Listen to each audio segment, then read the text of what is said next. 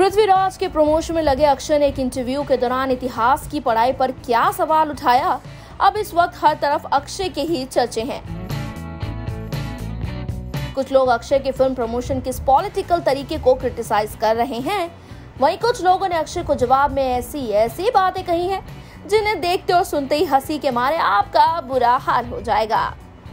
सबसे पहले आप ये जान लीजिए कि पृथ्वीराज के प्रमोशन के दौरान अक्षय ने आखिर इतिहास पर क्या कहा। किसी ने हमारे इतिहास की किताबों में इनके बारे में नहीं लिखा। मैं एजुकेशन मिनिस्टर से अपील करूंगा कि वो इसे बैलेंस करे। हमें मुगलों के बारे में जानना चाहिए, लेकिन हमारे राजाओं के बारे में भी जानना चाहिए, वो भी महान थे। हमारे इतिहास की किताबों में सम्राट पृथ्वीराज चौहान के बारे में सिर्फ 2 से 3 लाइनें हैं, जबकि हमलावरों के बारे में बहुत कुछ लिखा है। यानी कुल मिलाकर अक्षय ने टेक्स्ट बुक की किताबों में इतिहास अच्छी तरह ना पढ़ने का जिक्र किया है। ये दावा किया है कि उनकी फिल्म पृथ्वीराज चौहान में असली इतिहास है। अब अक्षय के इस बयान पर एक कार्टूनिस्ट कृतिश भट्ट ने ट्वीट करते हुए लिखा, फिल्म में इतिहास पढ़ाने के लिए बना रहे हैं तो आप उसको स्कूल में रिलीज करें। थिएटर में टिकट काहे काट रहे हो इस पुण्य काम के लिए। इतना ही नहीं, कृतिश ने मौज लेते हुए एक और बात कही है, अक्षय कुमार बीज गणित पर भी फिल्म बनाए। मुझे लगता है कि हमें वो भी ठीक से नहीं पढ़ाया गया। इतना ही नहीं, लोगों ने तो इस बात पर भी सवाल पूछना शुरू कर दिया है कि जो इंसान खुद स्कूल में ढंग से पढ़ा नहीं था, वो भला इतिहास की किताबों पर सवाल कैसे उठा सकता है। काफी लोग अक्षय का मजाक उड़ा रहे हैं। देखिए यूजर शिवम क्या लिखते हैं।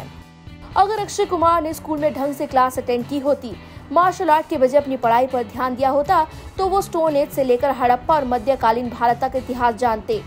ऐसा लगता है कि उन्होंने कभी क्लास अटेंड ही नहीं की।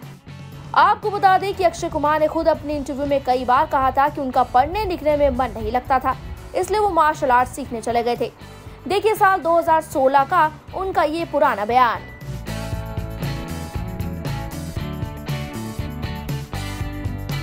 यानी कुल मिलाकर इतिहास पर ज्ञान देने के चक्कर में अक्षय खुद एक मजाक बन गए हैं। आपको बता दें कि ऐसा ही कुछ कश्मीर फाइल्स के दौरान भी हुआ था, जब डायरेक्टर की तरफ से कहा गया था कि ये फिल्म हर हिंदुस्तानी के लिए देखना बेहद जरूरी है। कुछ लोगों ने कहा था कि अगर इतना जरूरी है तो फिल्म को YouTube पर रिलीज कर देना चाहिए ताकि सब देख सकें। अब ऐसा ही कुछ मामला पृथ्वीराज को लेकर भी बन रहा है। लोग मजाक और मौज मस्ती में कह रहे हैं कि बिजनेस करने के लिए और लोगों की जेब से पैसा निकलवाने के लिए स्कूल में इतिहास की बात और राजनीति का सहारा लिया जा रहा है। अगर इतिहास पढ़ाने का इतना ही शौक है तो फिल्म को कम से कम स्कूलों में मुफ्त दिखाना शुरू कर दो। खैर, आप क्या कहते हैं लोगों के इस रिएक्शन पर? क्या अक्षय की मार्केटिंग स्ट्रैटेजी फिल्म पृथ्वीराज की नैया पार लगा देगी, या फिर फिल्म का अंजाम थोड़ा खतरनाक भी हो सकता है? आप बताइए हमें अपना ओपिनियन नीचे कमेंट सेक्शन में।